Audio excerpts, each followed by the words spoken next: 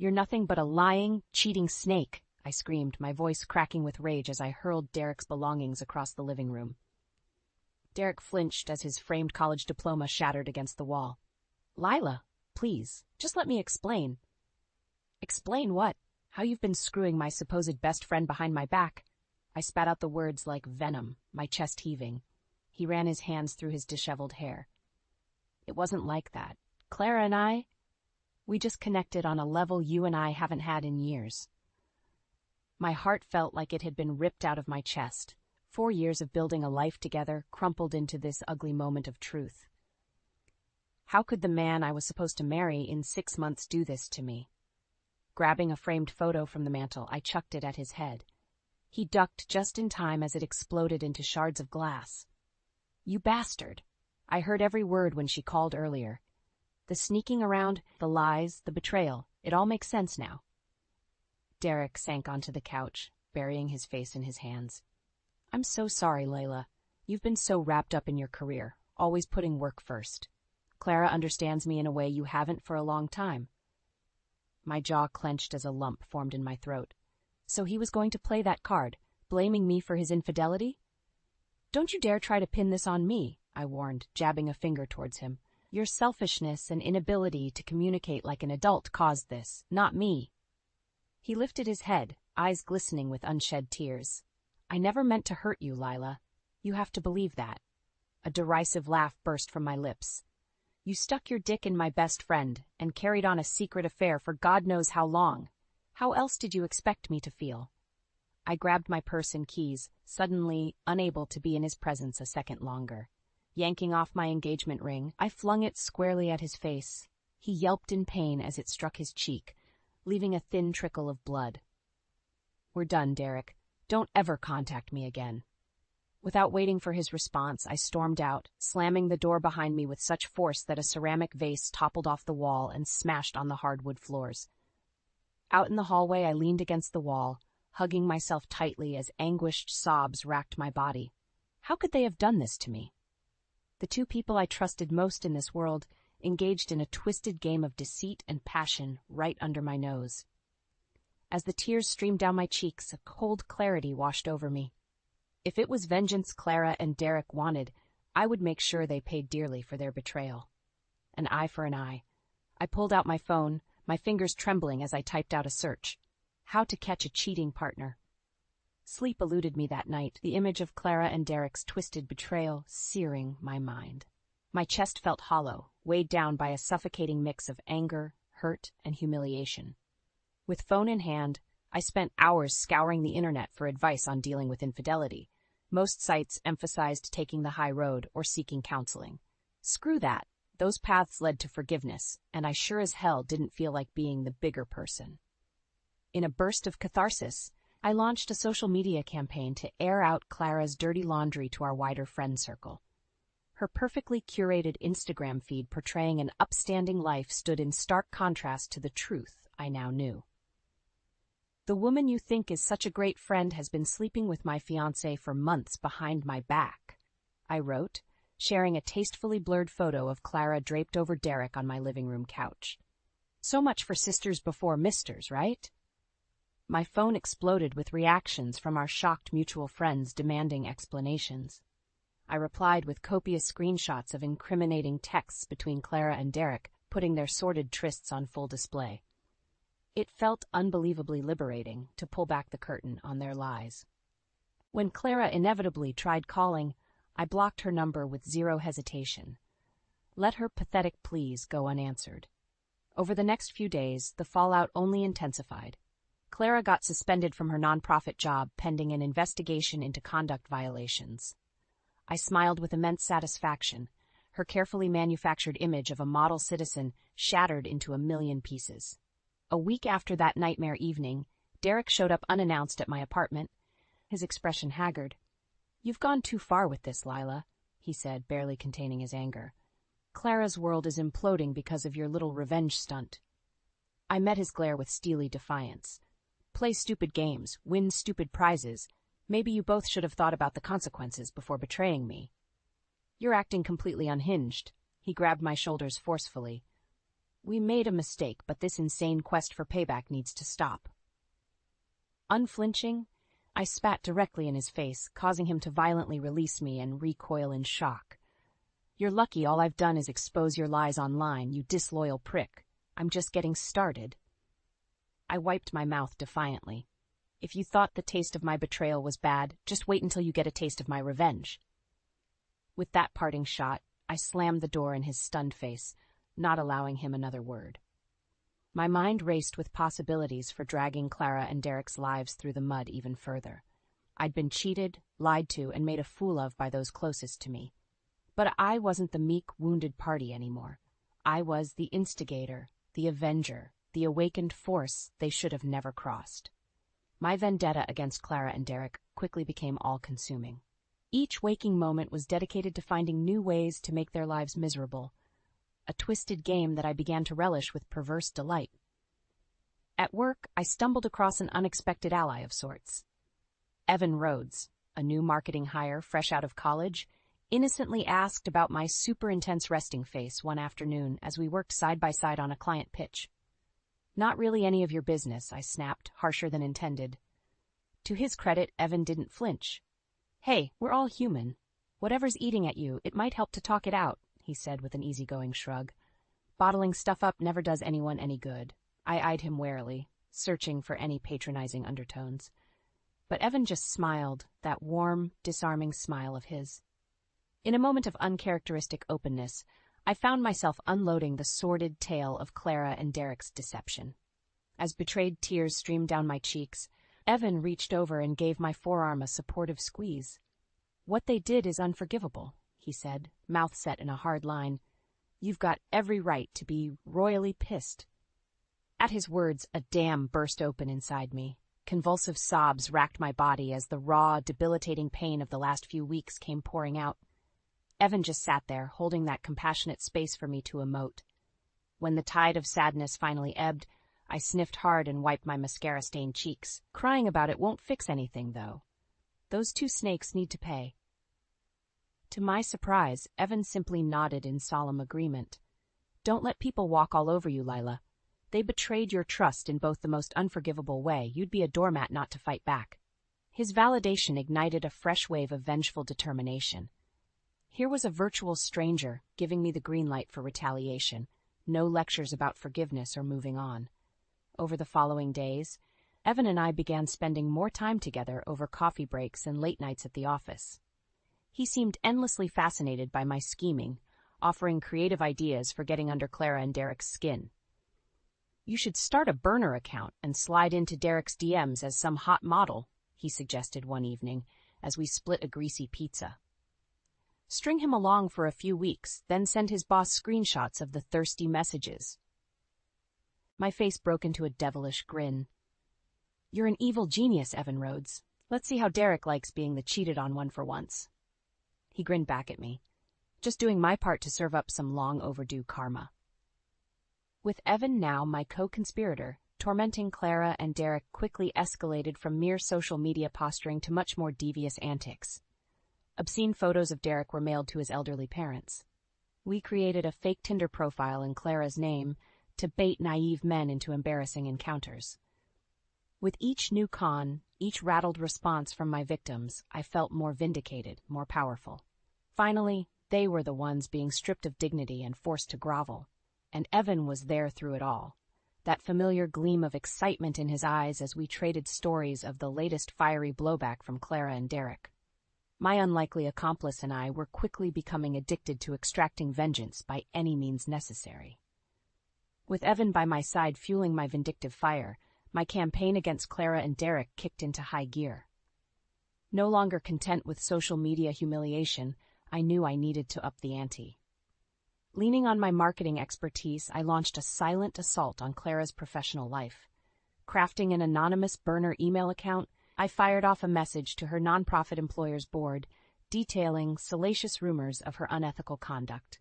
It's come to my attention that Clara Wilson has been engaging in an extramarital affair with a subordinate coworker, I typed with a satisfied smirk. As a supposed moral authority figure at your organization, these indiscretions should be investigated immediately. Within 48 hours, I received a reply stating that the matter would be looked into thoroughly by the HR department. Phase 1, complete. As for Derek, I executed Evan's Machiavellian plan of catfishing him to perfection. Using acting headshots pilfered from the internet, I created the persona of Sabrina, a smoke show model who had just moved to the city. "Hey there, handsome," I messaged Derek from a burner account late one night. "A friend showed me your picture, and I simply had to introduce myself." Like hungry sharks to blood in the water, Derek immediately took the bait, firing back a barrage of pathetic, flirtatious texts. I made sure to keep my responses just flirty enough to string him along. "Oh wow, you're gorgeous," he wrote at one point with a suggestive wink emoji. "We should grab drinks sometime and get to know each other better." I cringed in disgust at his transparent desperation. Men were such weak, simple creatures. Several weeks into our cat-and-mouse game, after ensuring I had more than enough incriminating evidence, I finally made my power move. "You know what, Derek? As hot as you are, I just can't keep hiding this from my conscience any longer." I followed that opening line by forwarding him the entire sordid conversation thread we'd been having, punctuated with enlarged photos of my alter ego, revealing her to clearly be an old headshot model, not a real person. "You're disgusting," I brazenly added from my real account before blocking his number. "Enjoy having your cherished integrity questioned even further." But I wasn't done. With a few deft keystrokes, I blasted the receipts of Derek's infidelity to his company's ownership team and external client base, ensuring maximum damage. Over celebratory beers that night, Evan could barely contain his admiration. "You're one cold, brilliant strategist, you know that?" There was a gleam of something deeper in his eyes that made me shiver. Was it desire? Respect? Fear? I leaned back in the booth, savoring a long sip of my icy drink as I reveled in my sweet retribution. "That was just a taste," I replied coolly. "The real payback is still to come." For the first time since being blindsided by my former lover's betrayal, I felt utterly invigorated, brimming with vindictive purpose. My control over Clara and Derek's rapidly deteriorating lives ignited a perverse sense of power. Make no mistake, I wouldn't stop until they understood the true depths of my wrath. They deserved to suffer tenfold for the anguish they'd put me through. Little did I know the worst was still on the horizon. All my meticulous plotting had simply lit the fuse on a dynamite keg of consequences that would soon blow my world apart. With each passing day, I savored Clara and Derek's misery like a fine vintage wine. Watching their lives crumble from afar was intoxicating, my ultimate high. Text messages flooded in from mutual friends seeking explanations for the torrent of scandalous rumors circulating about the despicable duo. Clara desperately attempted to salvage what little credibility she had left with flowery statements denying the allegations as vicious lies. Derek stayed eerily silent, no doubt mortified by my exhibition of his adulterous thirst for Sabrina. All the while, Evan remained my partner in crime, ferociously egging me on with twisted glee. "You've got to deliver the knockout punch," he urged one evening as we conspired over cocktails at a dingy bar. "Bury those snakes once and for all." Evan's dark eyes danced with manic intensity. In that dimly lit booth, I saw the reflection of my own torment mirrored back at me. We were two souls equally scorned, reveling in the sadistic high of revenge. My mind raced with deliciously devious scenarios as I drained my martini glass. Suddenly, the perfect opportunity presented itself. "Jackie's engagement party," I said slowly with a wicked smile. "It's in 2 weeks. Every douchebag from our friend group will be there, including the snakes." Evan instantly grasped my implication, mirroring my sinister grin. "You're going to take them down in front of everybody." I gave a resolute nod, determination blazing in my eyes. It'll be the final nail in their wretched reputations. In the days leading up to the fateful event, I carefully accumulated every drop of proof documenting Derek's ugly betrayal, incriminating texts, video recordings, medical records detailing the depths of their depravity. No trail would be left uncovered, no sin unexposed. The night of the party arrived with a deceptive spring breeze. I strode into the private dining room, oozing confidence, feeling every bit the femme fatale in my fitted crimson dress. After working the room with small talk for a bit, I caught Derek's furtive gaze burning into me from across the room. His expression was one of unmistakable dread. Clara stood at his side, teetering on precariously high heels as she clutched a glass of white wine like a lifeline. Despite her heavy makeup, dark circles were etched beneath her vacant eyes, proof of many restless nights. "You two look like you've seen a ghost," I purred as I strutted up to them, Evan shadowing me with a Cheshire grin. Jackie, the beaming bride-to-be, hovered uncomfortably nearby as bewildered guests began turning our way. Derek swallowed hard, the motion accentuating his bobbing Adam's apple. "Lila, please, not here." "Shut your lying mouth," I interrupted sharply. "The two of you snakes have had this karmic reckoning coming from the moment you betrayed me." Rummaging through my purse, I produced a sleek iPad with shaking hands. Every salacious scrap of evidence illuminated the screen in vivid detail. Caught in the harsh glare, their faces paled to an ashen white. For those with the stomach to witness true depravity, allow me to expose these frauds for who they really are. As Clara emitted a strangled cry of protest, I launched into a revealing production worthy of a TED Talk, complete with projected video clips of their most compromising moments. Jaws dropped in stunned silence, while grotesque secrets filled the air like a noxious gas. By the time my exhibition had concluded, half the room looked physically ill, while others struggled not to laugh outright at the shattered reputations before them. Derek and Clara stood frozen in mortified shock, eyes glistening with tears of shame. I smirked in sick satisfaction at this, their careers and public standing eviscerated before everybody. "That's what you both get for messing with a woman scorned," I growled. "The only snakes left now are the two of you pieces of filth." As a palpable hush blanketed the gathering, I turned on my heel and strode out to raucous applause from Evan, the piercing ring of his mocking laughter echoing in my ears. Finally, after weeks of meticulous plotting, the betrayers had faced their ultimate reckoning. Justice was mine. In the aftermath of the engagement party meltdown, a deafening silence engulfed my world. Riding that glorious high of retribution, I expected to bask in the glory of Clara and Derek's undoing. Instead, an eerie void consumed me. Days ticked by in vacant solitude as the shockwaves rippled outward. Our entire circle of friends had fractured like fine china hitting a tile floor. Nobody seemed eager to pick sides in the carnage, self-preservation kicking into overdrive. Clara went into full bunker mentality, bombarding me with countless voicemails pleading for understanding before I blocked her on everything. The desperation in her warbling voice was sickening. She was nothing more than a deceitful narcissist, trying to slither her way back into victim status. Several nights after the party, an unexpected visitor arrived at my doorstep, Derek. His eyes were red and puffy, suit disheveled like he'd slept in it. Clearing my throat, I gestured for him to enter, with as much dispassion as I could muster. "I deserved that public shaming," he croaked without preamble, voice cracking with emotion. "You're right, Clara and we're horrible people who betrayed your trust in the worst possible way." For a fleeting moment, I almost felt a pang of pity watching him crumble. But the memory of that fateful night, discovering their indiscretion, instantly hardened me. "You're damn right you deserved it," I shot back coldly. "What did you expect to happen after cuckolding me so callously? You brought this karmic hell onto yourself." Derek dragged a shaky hand down his stubbled face, the image of a broken man. "I don't expect forgiveness. Not after what I've put you through. I had to see you and understand why it all went so wrong between us." I bristled at his audacity, twisting the narrative, scornful laughter bubbling up. "Nothing went wrong, except your glaring lack of morals and decency. You think sleeping with my best friend was some cry for help in our relationship? Unbelievable." I know, he mumbled, shoulders slumping in defeat. "I took the coward's way out.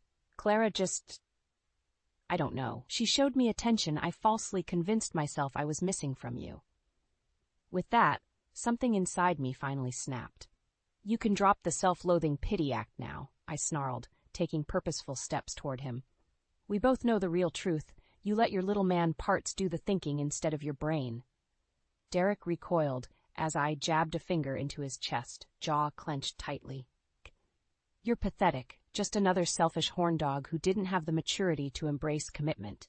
I wasted 4 years of my life on your lying, cheating soul." Locking eyes, we stood frozen in that charged moment as the last walls came crumbling down. For Derek, it was the finality of my scathing condemnation. For me, a long-overdue purging of repressed trauma. In his eyes, I glimpsed the shattering of his ego, the desperate need for any scrap of forgiveness or solace. But I was fresh out of mercy to give.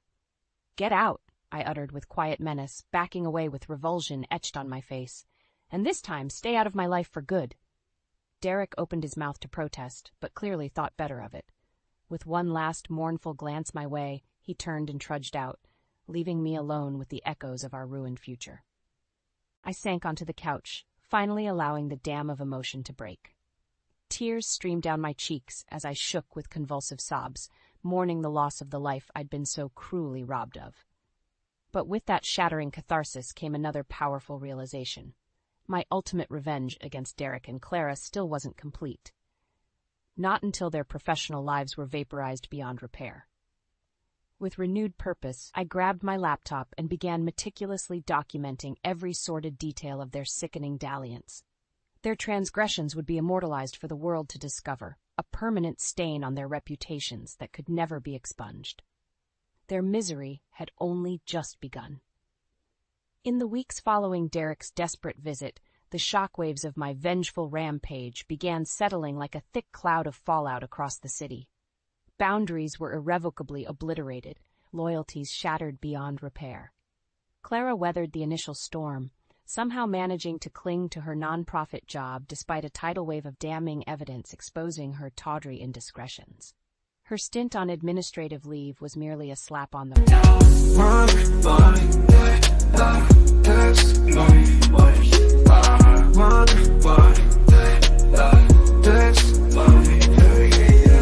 As the morning dew kisses the earth gently, I rise with the sun, feeling free, feeling plenty. In the quietude of dawn, where dreams unfold, I find solace in rhythm and stories untold. From the whispers of trees to the songs of birds, I draw inspiration from life's gentle words. In the symphony of nature, my spirit soars, a melody of hope behind closed doors. I lace up my shoes, hit the pavement light, each step a beat. In the rhythm of life, with every breath I rewrite my story in the stars, shining bright. In the stillness of the morning, I find my flow. In the silence of the sunrise, I let it all go. With every verse I let my heart show. In the gentle beginnings, my spirit will grow. In the hustle of the day, I find my stride. With every challenge I face, I take it in my stride. In the chaos of life, I seek to confide in the power of music where I can reside. From the city streets to the open sky, I spread my wings, ready to fly. In the rhythm of motion, I amplify my dreams, my hopes, reaching for the sky. I paint my world with words, colors bright. In the canvas of life, I find my light.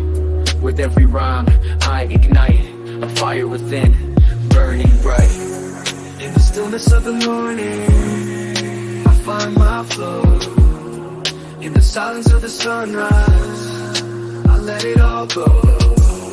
With every verse I let my heart show. In the gentle beginnings, my spirit all grows.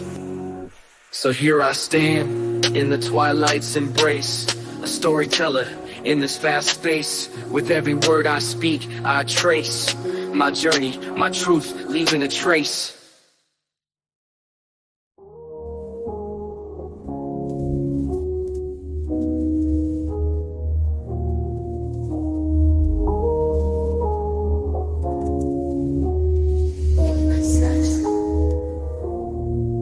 So as the sun sets and the day's at rest, I lay down my pen, feeling blessed. In the gentle beginnings, I confess my love for this art, ever impressed. wrist, an injustice that made my blood boil. Meanwhile, Derek languished in professional purgatory after his abrupt ousting. Turns out sleeping with your engaged marketing manager's best friend tends to raise some ethical red flags with employers. You'd think screwing over their most valuable team member would merit harsher consequences, Evan mused with disgust one evening over a shared bottle of Cabernet. We'd grown inseparable since that explosive engagement party, united in our scornful distaste for Clara and Derek's continued existence. Our after-work meetups had evolved into airing intricate fantasies of rubbing their moral turpitude in everyone's faces until they had nowhere left to hide. "That's why I've already got the next phase mapped out," I replied with a conspiratorial grin. Retrieving my laptop, I unloaded a barrage of incriminating text exchanges and video confessionals I'd curated from our illicit affair, an unimpeachable digital record of their mutual betrayal in excruciating detail. Evan's eyes widened with macabre delight, studying the grotesque documentation with rapturous approval. "You twisted genius. No jury in the world could acquit them after being presented this." Leaning in, our faces mere inches apart, he growled in a low rasp, "Let's burn it all down and salt the goddamn earth." Against my better judgment, I felt a primal fluttering in my lower abdomen, hearing that deliciously dark promise rumbling from his lips. A spark had been lit inside me, fusing vengeance with an insatiable new hunger I dared not name. Rather than recoiling like any sane person, I held Evan's smoldering gaze with shameless boldness. "I'm going scorched earth on those treacherous scum-suckers.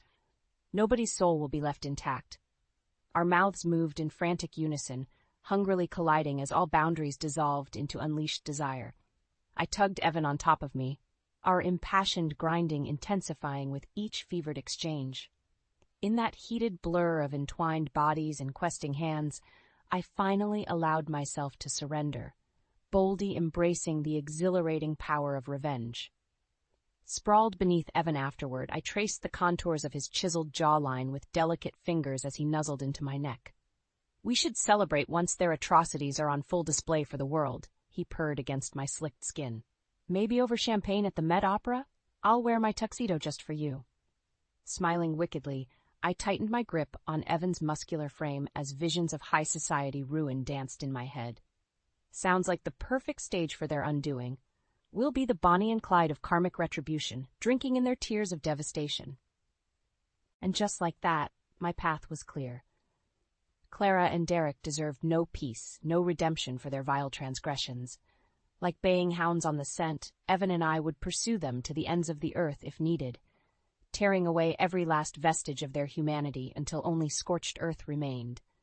Soon they would understand the true depths of what I'd endured. Soon, vengeance would be ours for the taking. With Evan now my partner in vindictive zeal, Clara and Derek's destruction became an all-consuming obsession.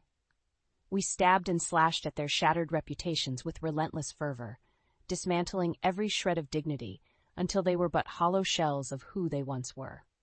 First, the digital arsenal of proof detailing their sordid affair went viral after some surgical social media seeding.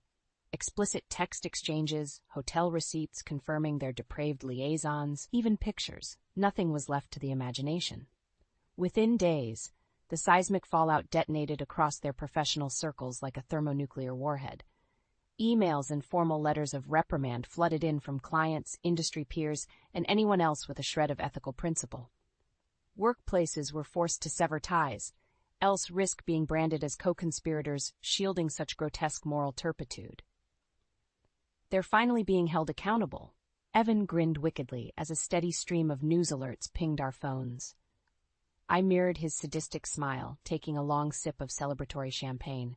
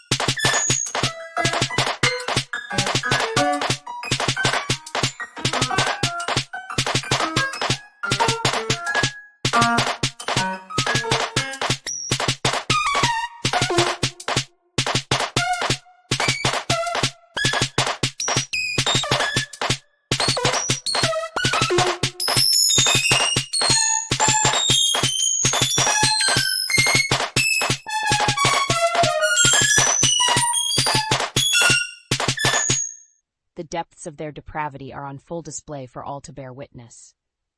Even in their most desperate moments of regret, Clara and Derek found no mercy from me. Not after shattering all trust so catastrophically. My own self-preservation demanded they be obliterated beyond repair, buried under an avalanche of their own making. As the weeks dragged on in bitter silence, the consequences of their actions continued mounting.